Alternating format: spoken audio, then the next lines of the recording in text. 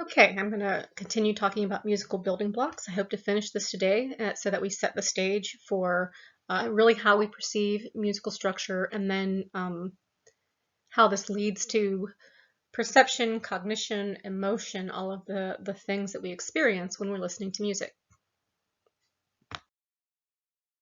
I have put up the entire outline as I did last time. At the very end of last time, we have gone through 1 through 3.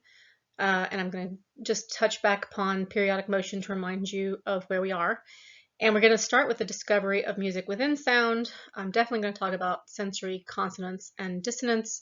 I might actually skip tuning systems. I wanted to leave it in here just to maintain consistency, but I'm thinking we're going to run out of time, and so I want to get on into sensitivity to pitch and models of pitch perception. And if I have a chance at some point later, I will come back to tuning systems.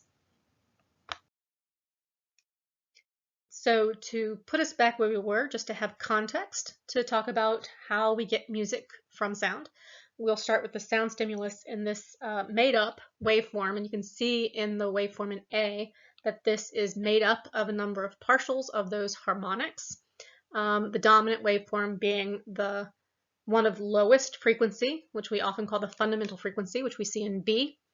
But then we see multiples of that frequency. So if our fundamental frequency is 200, our multiples are going to be 400, 600, 800, so that 200 hertz, that information is not only in the fundamental frequency, but is maintained in the information of the difference between any two harmonics that are coming up the line.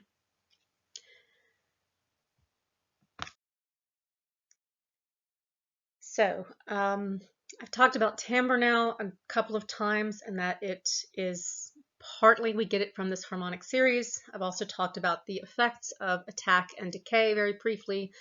Timbre is actually much more complex than even that. So, but I'm going to leave it as mostly we're going to be talking about this harmonic series, and they talk about this harmonic series as if it has this mathematical precision to it that I just gave an example of. It's very idealized, whereas naturally produced sounds actually typically have inharmonic components, but we tend to ignore those as the harmonic series is stronger, and yeah, it's easier to keep with the discussion within that.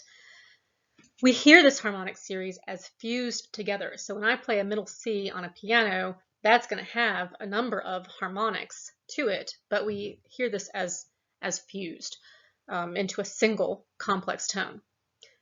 According to Ohm's acoustical law, under certain acoustical conditions, we do have a limited ability to hear some of the individual partials of the complete complex sound. So if I'm playing a middle C on a piano, there are certain acoustical conditions where you can hear the separate harmonics as being somewhat individualized.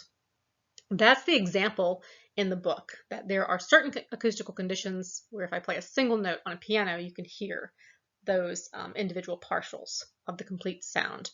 I felt like certain acoustical conditions was not explained, so I was looking for another example. I'm assuming what this means is it's the type of piano, whether or not the back is open, so the string is exposed, what the room acoustics, certain acoustical conditions can lead to this hearing various partials and not just one complex tone. But when I went to look this up, there were different explanations of Ohm's acoustical law, and in one of the examples, it talks about actually how even when we're hearing an orchestra, at some point, what all the auditory system is receiving is as a complex tone. Really, that's all the basilar membrane can do, is to vibrate at a certain pattern in response to the vibrations that are coming from whatever instruments.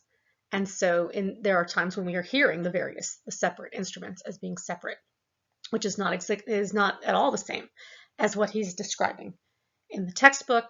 So how exactly Ohm's acoustical law works, I'm not going to say for certain, but it's there, so that we have it out there as part of understanding this, how we hear periodic motion and having this conversation of how we get music from sound.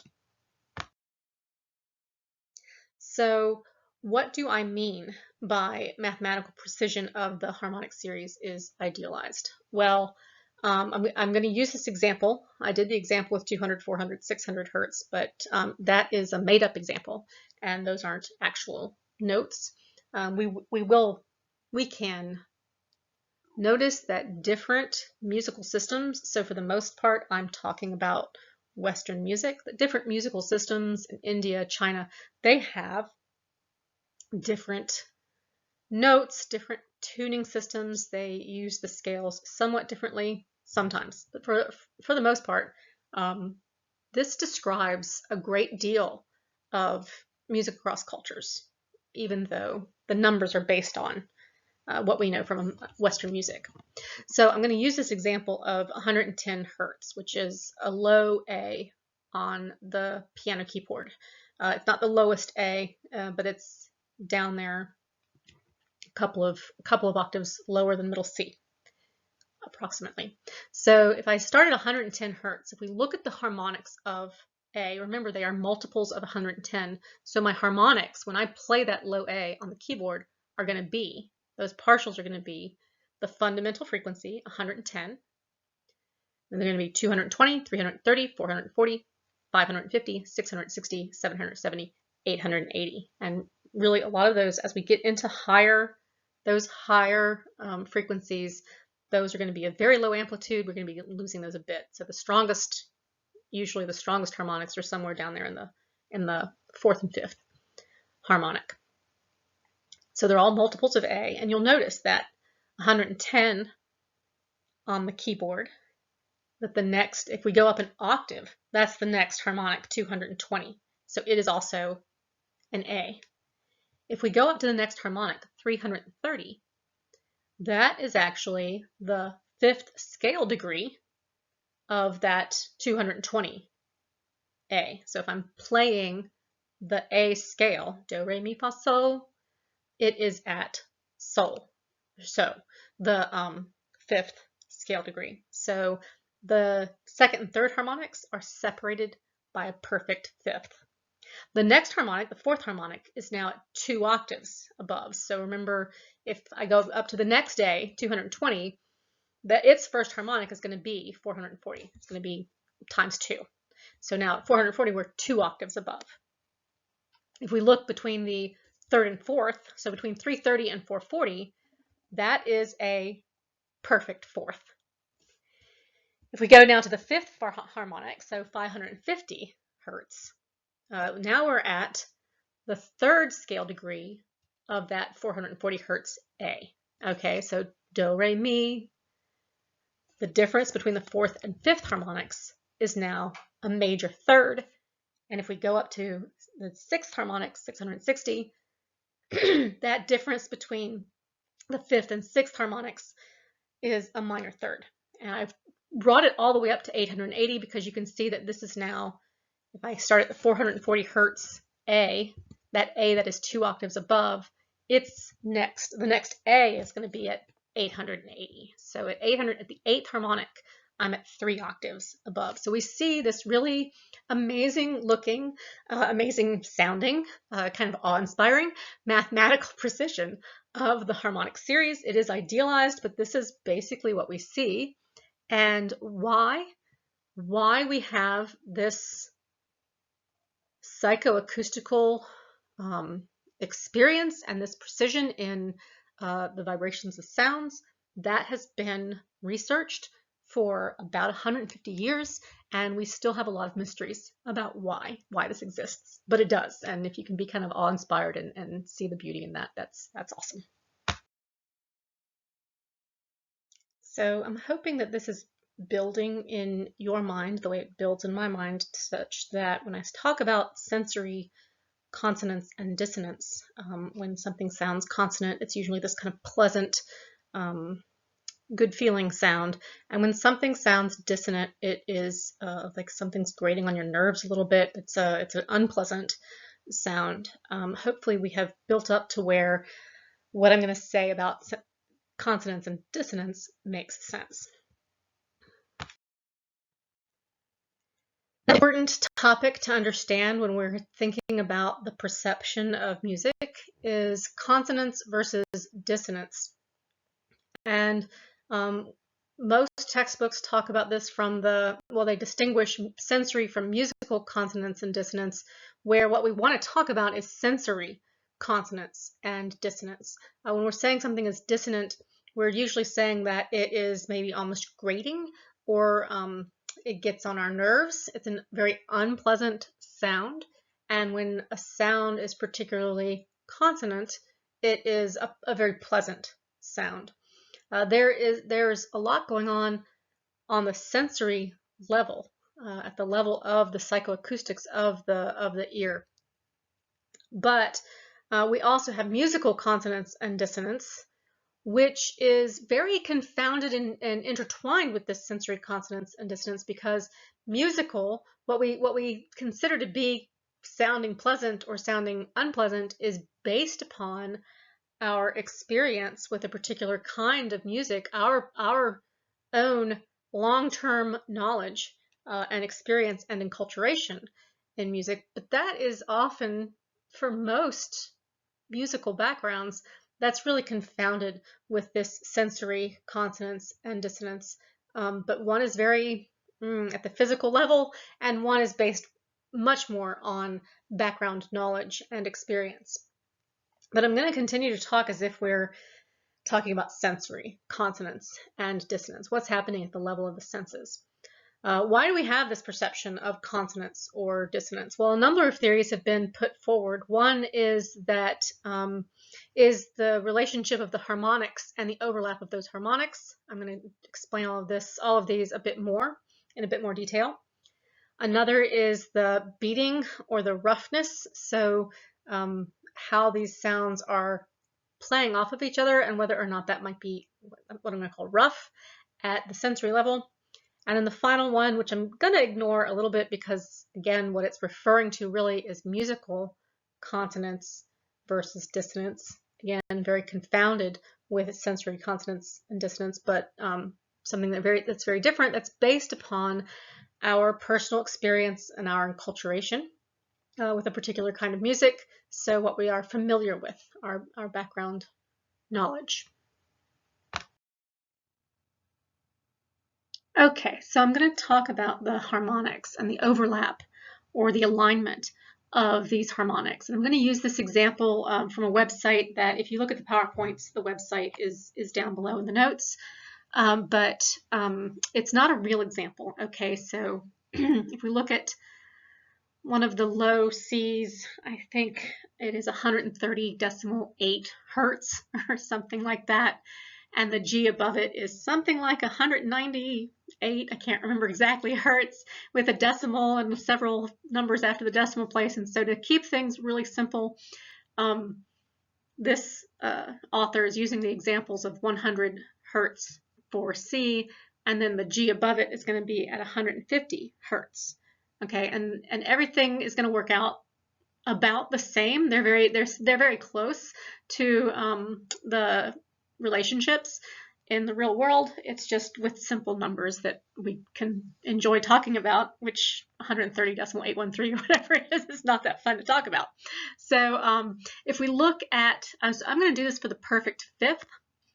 You can go to the website and look at the relationship with an octave or a major third. It will also be talked about a bit in a YouTube video that I'm going to show after I talk about harmonics and overlap, that I think will bridge nicely between talking about harmonics and overlap as one of the theories of why we perceive consonance and dissonance versus beating and roughness. So if we look at C, that the lowest, the fundamental frequency for this particular C note, remember it's a complex tone, so it's going to have a lot of harmonics, but the fundamental frequency is 100, and so its harmonics are going to be times 2 times 3 times 4, so 200, 300, 400, 500, 600, 700, and so on. Okay, if we look at the G and its fundamental frequency at the G complex tone note is 150 hertz, its harmonics, where it sees these rises in amplitude, are going to be at its multiples, 2 times 2 times 3 times 4, and so on. So we get 300, 450, 600, 750, and so on as we keep adding 150 to the number before it. And so if we look at the overlap, he's actually showing us the overlap in blue, that C and G have a great deal of overlap in their harmonics. And the more overlap that we have in the harmonics of two tones when we're creating a chord, the more consonant that is going to sound, the more those harmonics align with each other, basically. And again, this is for the perfect fifth, but the YouTube video will talk about, I think, octaves and major thirds. And something that is very much related with these harmonics and whether or not the harmonics align with each other is the relationship or the ratio between the two frequencies. And so if we're looking at an octave at the top there, that ratio is very small, of 2 to 1. Remember, we had 100 hertz C and a 200 hertz C. And if we bring that down as far as we can, 200 to 100 becomes 2 to 1. And the lower these ratios, the more alignment of those harmonics. In fact, an octave ahead above is just basically a subset of the harmonics of the octave C, or the note C, an octave below. If we go down to the perfect fifth, we have a ratio of 3 to 2. Again, this is a very small ratio, and the smaller the ratio, the more consonant something sounds as we're having more alignment of those harmonics and more overlap. Okay, I'm going to show a short YouTube video that is going to discuss harmonics and overlap, might get into a little bit of beating and roughness and how these also are rather confounded, but they are different concepts, and we do need to distinguish them as they are different theories of why we perceive things as consonant or dissonant. And so actually, if I think about how one of the chords that they discuss in many different textbooks and in many different areas, I think it's probably in the YouTube video as well, is what they call the devil's chord. It is an augmented fourth, I think, so it is 6 semitones apart, and its ratio is something like 45 to 32. That's as far down as we can get that ratio, and that's obviously a very high ratio, and that sounds very dissonant to us. It's a very ugly sounding, kind of almost nerve-wracking sounding chord.